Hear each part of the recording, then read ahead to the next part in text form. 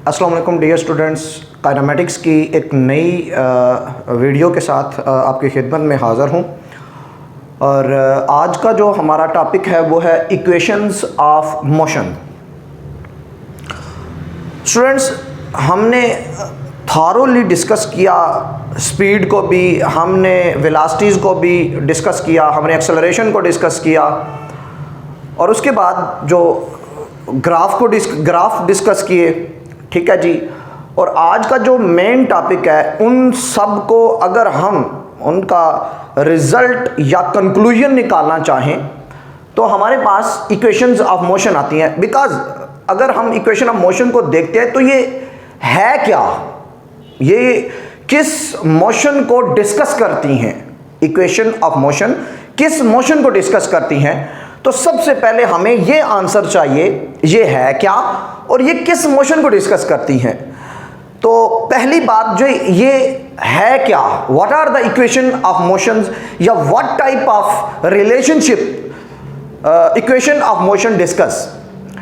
So students, equation of motion basically relationship है between the distance among the distance, velocities. और velocities कौन सी हैं? इनिशियल वेलोसिटीज और final velocity. Initial velocity and final velocity, time and acceleration, इन सब का जो रिलेशनशिप है इसको डिस्कस करती हैं इक्वेशन ऑफ मोशन। तो समझ हमें जो आई वो ये है कि equation of motion are the basically relationship among the time, velocities and acceleration and time. So ये है इक्वेशन ऑफ मोशन जो कि रिलेशनशिप है। अब आते हैं कि ये किस मोशन को डिस्कस करती हैं। तो स्टूडेंट्स, इस कॉन्सेप्ट को आपने प्रिपेयर बड़े अच्छे तरीके से कर रहा है, क्योंकि जब नेक्स्ट जो क्लासेस हैं या चाहे नेक्स्ट चैप्टर्स हैं उनके अंदर या नेक्स्ट क्लासेस के अंदर इस कॉन्सेप्ट को बड़ा यूज़ किया जाना है, क्योंकि या इनके जो न्यूमेरिकल्स हैं वहाँ पे बड़ा ये यूज़ होना है। क्योंकि हम जानते हैं कि जो इक्वेशन ऑफ मोशन है वो यूनिफॉर्मली एक्सेलरेटेड मोशन को डिस्कस करती हैं। ठीक है जी। रेक्टिलिनियर से मुराद हमारी स्ट्रेट लाइन मोशन को डिस्कस करती हैं, सर्कुलर मोशन को डिस्कस नहीं करती ये इक्वेशन ऑफ मोशन। जो अभी हम डिस्कस करने जा रहे हैं ये सर्कुलर मोशन को डिस्कस नहीं करती हैं, ये डिस्कस करती हैं रेक्टिलिनियर मोशन को डिस्कस करती हैं, लीनियर मोशन को और यूनिफॉर्मली एक्सेलरेटेड मोशन को डिस्कस करती हैं, यानी कि जिस में एक्सेलरेशन यूनिफॉर्म हो।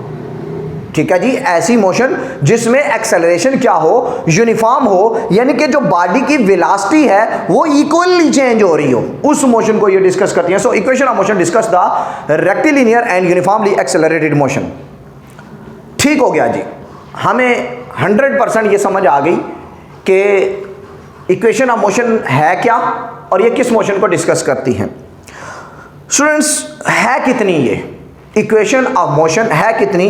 3 इक्वेशन ऑफ मोशंस हैं जनरली, 3 इक्वेशन ऑफ मोशंस। ठीक है जी।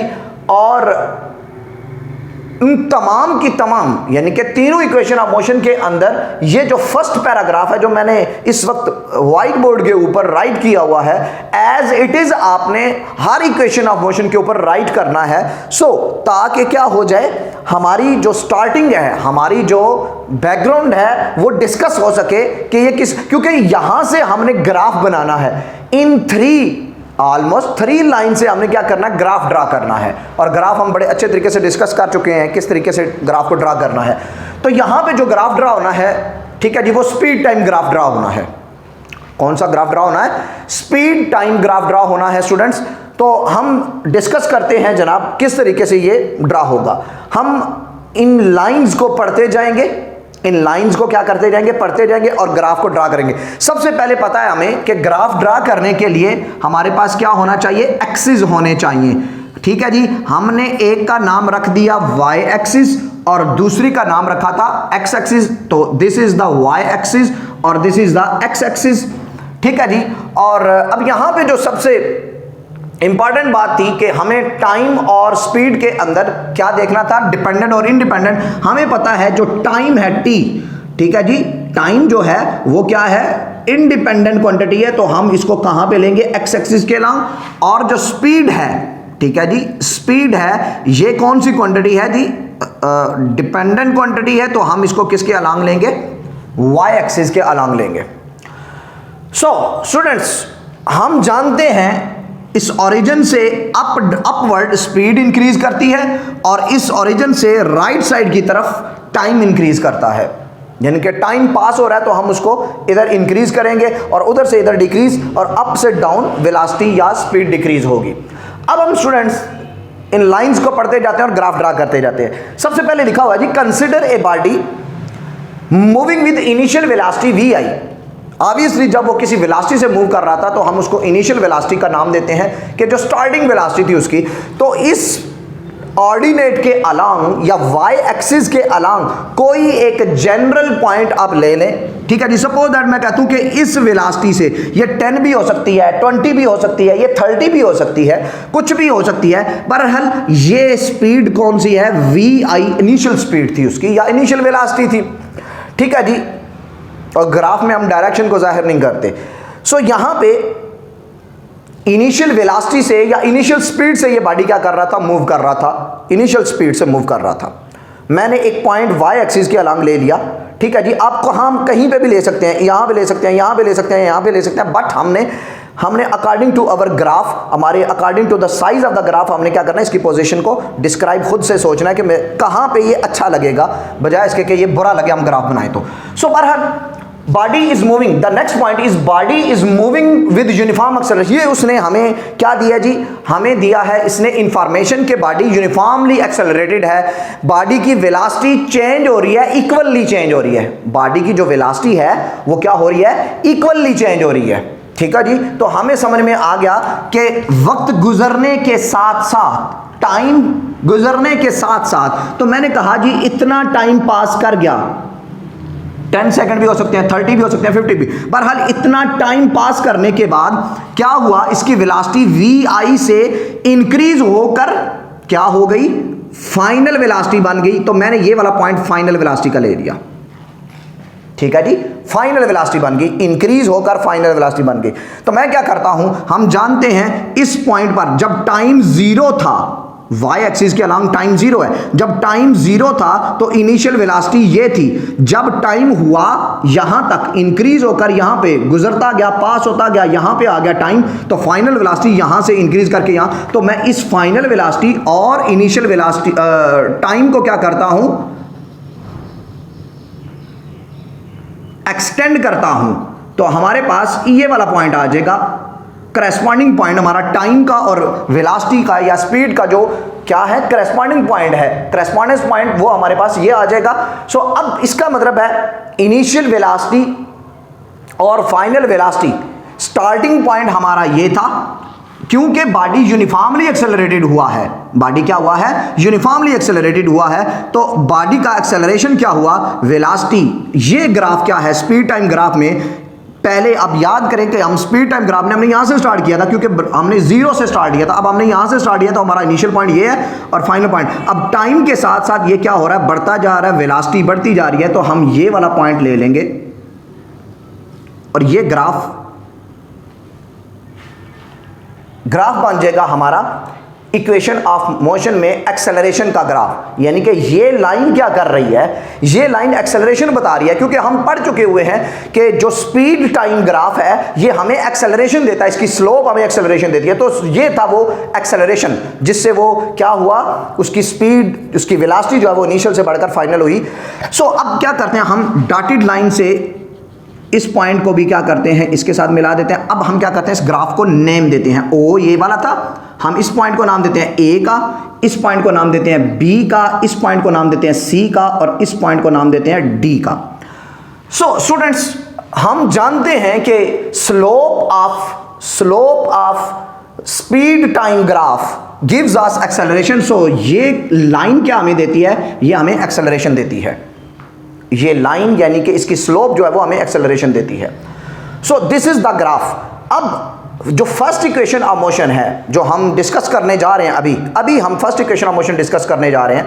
तो फर्स्ट इक्वेशन ऑफ मोशन में हमें नीड नहीं है बाकी चीज़ों की, but according to the book, उन्होंने बुक पे भी क्या किया हुआ है, यहाँ पे इसका एरिया लिखा हुआ है, इसका भी एरिया लिखा हुआ है, और तो हम भी क्या कर देते हैं, लिख देते हैं, क्योंकि इन अकॉर्डेंस अगर हम फर्स्ट इक्वेशन ऑफ मोशन देखें तो दिस इज एनफ, ठीक है जी। But according to the book हम भी क्या करते हैं, इसका एरिया लिख देते हैं, एरिया इज इक्वल टू, और सेकंड इक्वेशन ऑफ मोशन में मैं आपको इसका एरिया प्रॉपर वे में गाइड करूंगा, 1/2 a multiply by 1/2 t multiply by at, और यहाँ पे vi cross t is equal to the area, और this is the gain in speed, GAIN, gain in speed. Students, ये तमाम चीज़ें मैं आपको अभी डिस्क्राइब करता हूं, गेन इन स्पीड 80। फ्रेंड्स, उन 3 लाइंस को यूज करते हुए हमने इस ग्राफ को यहां पे ड्रा किया for the third equation of motion. So यहां पे जो थर्ड इक्वेशन ऑफ मोशन है स्टूडेंट्स, हमने वो भी बताया कि वो भी डिस्टेंस ही डिस्कस करती है। सो अब उसमें और इसमें डिफरेंस क्या होगा, इंशाल्लाह ताला अजीज़ जब इसका फाइनल रिजल्ट निकलेगा तो वहाँ पे हम डिस्कस करेंगे, वहाँ पे हम कंक्लूजन निकालेंगे कि why we need the third equation of motion, why we need the third equation of motion. So यहाँ पे और वहाँ पे डिफरेंस ये है, ठीक है जी, कि अगर वहाँ पे हमने डिस्क्रीट एरियाज को लिया था, मतलब कि हमने रेक्टेंगुलर एरिया और ट्राइंगुलर एरिया दोनों को सेपरेट क्या किया, फाइंड किया, और बाद में इनको क्या किया, ऐड कर दिया।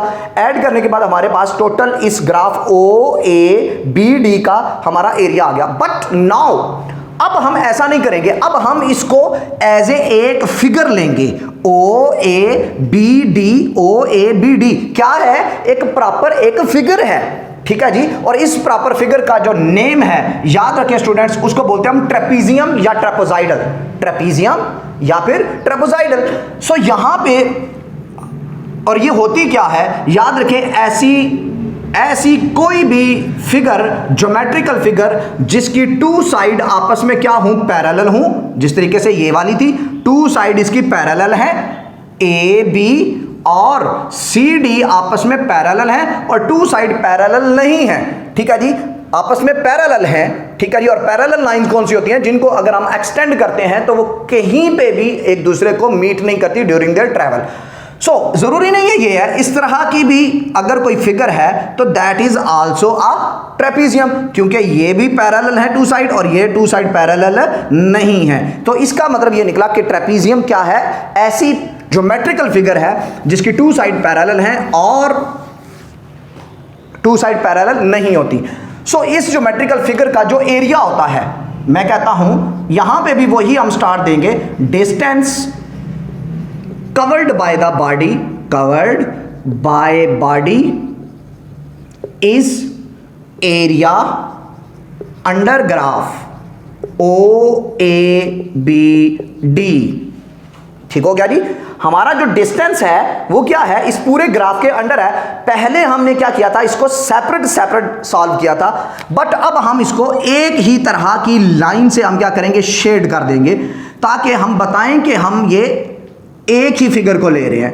Area of the distance covered by the body is area under OABD graph, ठीक है जी। सो नाउ ये ग्राफ क्या है, या ये जो शेप बननी है ये कौन सी बन रही है, ये बन रही है ट्रेपीजियम की या ट्रेपोजाइडल की। तो हम कहते हैं डिस्टेंस जो बॉडी ने कवर किया, डिस्टेंस कवर्ड किसके इक्वल है, एरिया ऑफ ट्रेपीजियम या ट्रेपोजाइडल, ट्रेपीजियम, ठीक है जी, area of trapezium. So now what is the area of trapezium, distance covered को हम S से स्टूडेंट्स डिनोट करते हैं, लास्ट टाइम भी डिस्कस हुआ, distance covered by the body को हम S से डिस्कस करते हैं।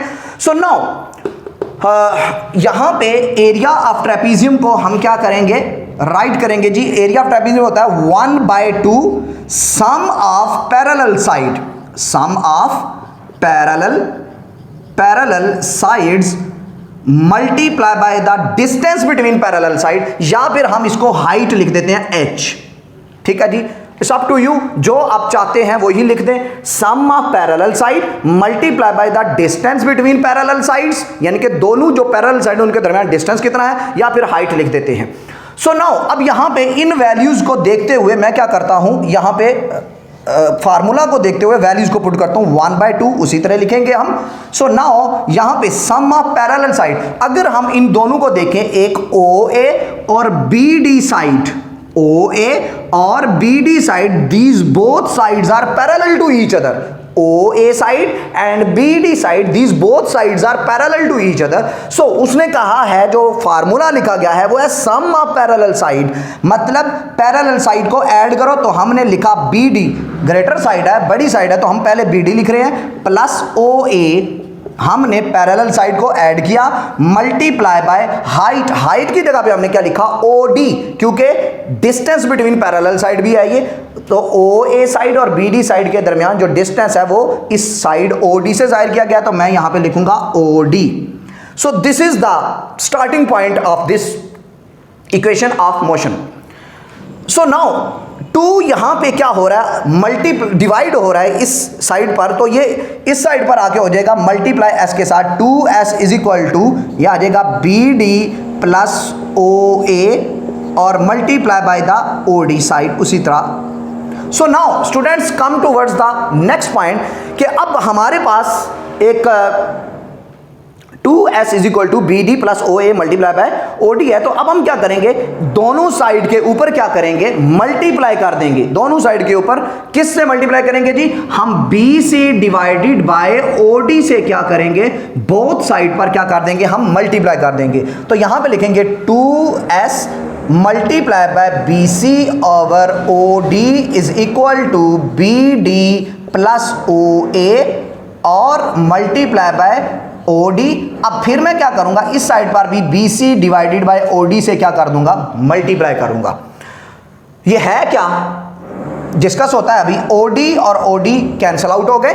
सो 2s, what is BC over OD, आपको याद होगा BC डिवाइडेड बाय AC क्या था, एक्सेलरेशन था। फर्स्ट इक्वेशन ऑफ मोशन में डिस्कस किया था, BC डिवाइडेड बाय AC, तो AC OD के इक्वल है। तो दरअसल ये BC डिवाइडेड बाय AC है, ये जो, तो ये दरअसल एक्सेलरेशन है, BC ओवर OD एक्सेलरेशन है, is equal to BD plus OA, BD plus OA multiply by the last point is BC। So students अब हम देखना यह है कि ये जो BC है वो क्या है, BC क्या है, यानी कि जो फर्स्ट इक्वेशन ऑफ मोशन में हमने डिस्कस किया था कि BC क्या था, BD माइनस CD था, और हमने प्रॉपर वे में इसको डिस्कस किया था कि ये कैसे आता है कि अगर इस BD में से इस पार्ट CD को सब्ट्रैक्ट कर दिया जाए तो सिर्फ और सिर्फ क्या बचेगा, BD में से CD को सब्ट्रैक्ट कर दिया जाए तो सिर्फ और सिर्फ BC बचेगा। तो इस BC की जगह पे हम क्या लिखने जा रहे हैं, BD माइनस CD लिखने जा रहे हैं। सो यहां पे फिर ये बन गया 2, मैं इसको रीअरेंज भी करता हूं, AS is equal to BD की जगह पे आप जानते हैं BD दरअसल किसके इक्वल है, VF के इक्वल है। वहां से लेकर यहां तक BD दरअसल O to VF, 0 to VF है, तो दरअसल BD VF के इक्वल है। और उसके बाद प्लस, ठीक है जी, OA ये दरअसल VI के इक्वल है। सो यहां पे मल्टीप्लाई का सिंबल BC क्या था, आपको याद होगा BD माइनस CD था। अब हमने क्या करना है, यहां पे इसकी वैल्यूज भी उसी तरीके से पुट करनी है जो यहां पे हमने फर्स्ट पुट कर दी है। सो BD अगेन क्या है, फाइनल वेलोसिटी, माइनस CD क्या है, CD दरअसल OA के इक्वल है और ये भी VI के इक्वल है। स्टूडेंट्स हमने ये फार्मूला पढ़ा हुआ है बड़े अच्छे तरीके से कि अगर किसी भी अलजेब्रिक जो टर्म है, एक्सप्रेशन है, वो एक बार प्लस में लिखी हो और एक दफ़ा अगर माइनस में लिखी हो और इन दोनों को मल्टीप्लाई करें तो इसका आंसर डायरेक्ट हम क्या लिखते हैं, ए स्क्वायर माइनस बी स्क्वायर, यानी कि एक दफ़ा प्लस में और एक दफ़ा माइनस में लिखा हो तो ये लिखा जाएगा ए स्क्वायर माइनस बी स्क्वायर लिखा जाएगा। तो यहाँ पे क्या है, वी एफ प्लस वी आई एक दफ़ा पॉजिटिव है और सेकंड टाइम अगर हम देखें तो वी एफ माइनस वी आई दूसरी दफ़ा क्या है, ये नेगेटिव है। तो यहाँ पे क्या लिखा जाएगा, V F square minus V I square.